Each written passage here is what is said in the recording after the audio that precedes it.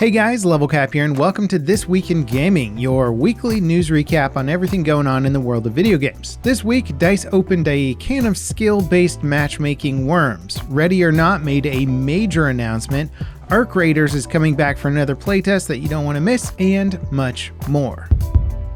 Concerns about skill-based matchmaking being used in the next Battlefield game came to a head this week. In the Battlefield Labs Discord, while responding to various questions about SBMM, David Serland explained that SBMM has been part of Battlefield since the franchise first had the ability to automate matchmaking in games like Bad Company 2, Battlefield 3, Battlefield 4, Battlefield 1, etc. Due to the amount of players needed for a match, ping to a server, and how long it takes to find a match are by far the top priorities for this system. The skill element of matchmaking is there to prevent imbalanced teams or lobbies when one team has all high skill players. It doesn't affect your ability to matchmake in a party though. Previously, Battlefield titles have played around with all different types of tools for balancing out teams, like an end of round team balancer, we've had mid-round team balancing, and for a long time they've been working on server balancing, where they'll move players to a new server entirely, either when matchmaking or between rounds, to ensure a more balanced team. Battlefield 2042 fully adopted this test system as it searches for a new lobby between matches. Serling concluded by saying that if SBMM in Battlefield Labs playtest doesn't feel heavy-handed, then those are probably settings they'll end up using with, of course, some tweaks and fixes along the way. So to summarize, basically they've said that Battlefield has always had some form of skill-based matchmaking. It's always put an emphasis on the technical side first to make sure that you have a stable and consistent experience, and then the degree at which the skill-based matchmaking occurs and when it occurs has shifted over the years. And Battlefield has been somewhat immune to the effects that other games see from SBMM, where smaller games like a Call of Duty team deathmatch round, if you get matched with a whole bunch of players of the same skill, the gameplay can become very sweaty and less relaxed, where due to the size of Battlefield, they can't really mix a whole bunch of players together that are all at the exact same skill level. Instead, balancing out the skill variety from team to team will help create a more fair, balanced match overall, but it doesn't mean that everybody has to play super sweaty, and so as long as they can dial that in, it's a good experience. One of the biggest improvements to matchmaking, in my opinion, has been the addition of server switching in between rounds. It breaks up teams so that the winning team can't just keep retaining the good winning players every time, where past Battlefield games would get teams that would just consistently steamroll round after round after round after round, and it wasn't fun for the winning team and it wasn't fun for the losing team. So breaking up the teams in between matches has been great, and the fact that it factors in squads and people that are already playing together and keeping those people together is a nice way to still make it feel like you're playing with your friends and having a more or less consistent experience. Tactical FPS Ready or Not is officially getting a console launch on PlayStation 5 and Xbox Series consoles. It'll launch this summer and it's going to offer full crossplay with PC players. This game has earned a reputation as one of the most immersive and realistic SWAT sim games around. It draws inspiration from older games like the SWAT franchise. It has an in-depth breaching system, advanced weapon mechanics, and highly interactive NPCs. Bringing this game to consoles is going to be a big deal. I could see a lot of console Rainbow Six players wanting to try out Ready or Not, and with crossplay enabled, there's no restrictions there. I think this could be a pretty big deal for the game. Metro 2033 Redux, which is a remaster of the original game, was free to own on Steam this week. This catapulted the game's peak concurrent player count to over 50,000 players. It had previously peaked at around 3,000 players. That's pretty impressive for an 11-year-old remake of a 15-year-old game. It also makes sense that the hype around Stalker 2 has spilled over to some related franchises. Former Stalker developers worked on the Metro franchise, and the two clearly share a lot of the same DNA.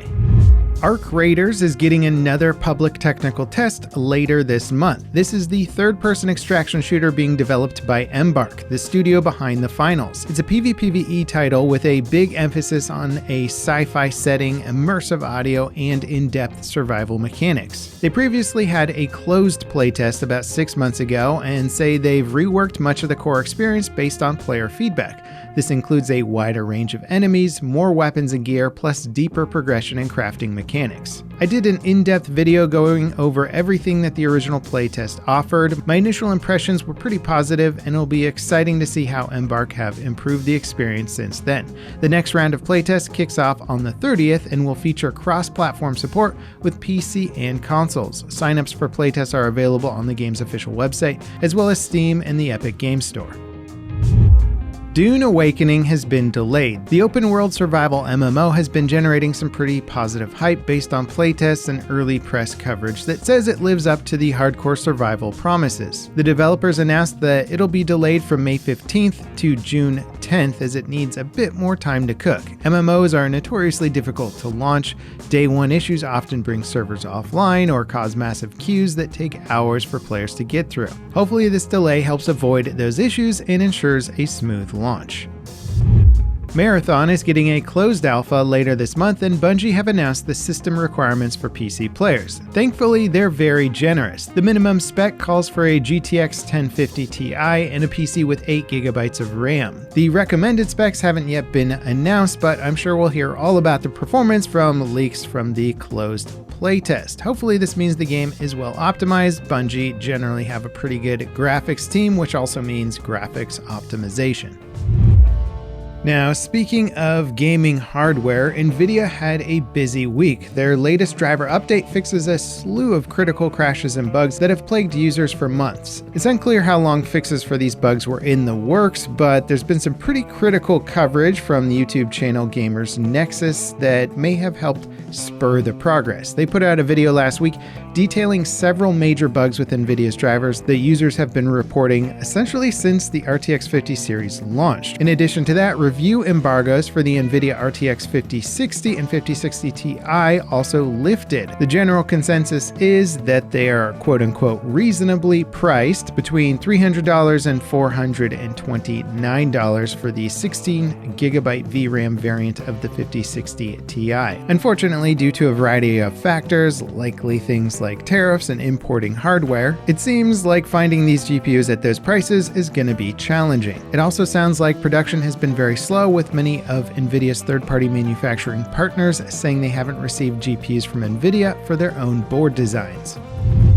Now, continuing the thread of gaming hardware that could be much more expensive at launch, Nintendo announced that the Switch 2's $450 price tag won't be changing due to tariffs, which is great news. Remember when we were all complaining that $450 seemed like a bit much for the handheld, and now we're like, oh, only $450, whew. Pre-orders for the upcoming console will officially open on April 24th at the $450 asking price. However, accessories like controllers, docks, and cases will likely increase to offset the increased import and export fees.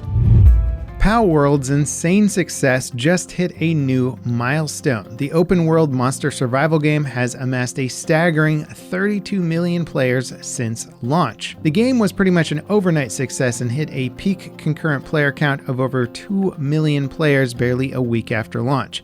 Since then, it's maintained a pretty healthy average of 35,000 players. It's also the subject of an ongoing lawsuit from Nintendo due to apparent patent and IP infringement, though the case is still very much up in the air in terms of whether or not Nintendo actually has a case. In our final story this week, a remake of The Elder Scrolls IV Oblivion is basically confirmed. References to the project have been found on Bethesda's official website, along with screenshots showcasing the updated visuals. This is a pretty big deal for fans of the franchise, as it's the first time the game has gotten an official re-release with any substantial improvements. Skyrim famously has like 13 different editions at this point, so it's nice to see a game with such an important legacy in the franchise finally get its time in the sun. As for how the remaster will impact other community-made remaster projects like Oblivion remains to be seen. This is basically a complete remake of the original game built using Skyrim's modding tools that is scheduled to launch later this year. The developer of that project says the official remaster won't change their plans. And that wraps it up for today's episode of This Week in Gaming. If you guys enjoy this news coverage, don't forget to drop me a like, subscribe for more content like it. And up next, check out this video on Hell Let Loose's latest update with an incredible looking desert map. As always, guys, thanks for watching, and I'll see you next time. This is Level Cap signing off.